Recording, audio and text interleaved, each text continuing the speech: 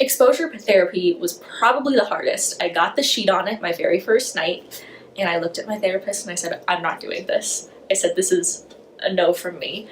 But I ended up doing it.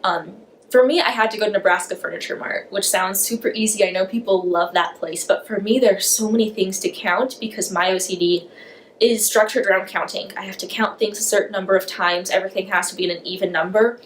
And when things are just all over the place with no real order like they are in Nebraska Furniture Mart, that's really hard for me.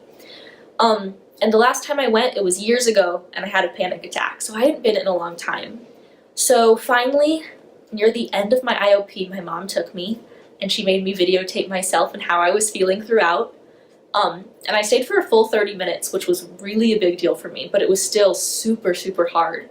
But through exposure, I started to do more things that made me uncomfortable. I started going out by myself more.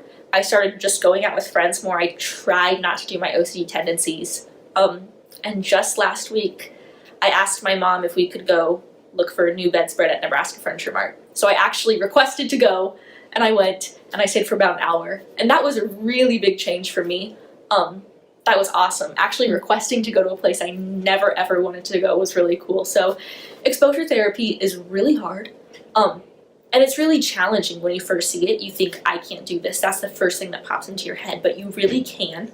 You can do it, and it doesn't have to be long. It doesn't have to be challenging. You just have to get out there and do it.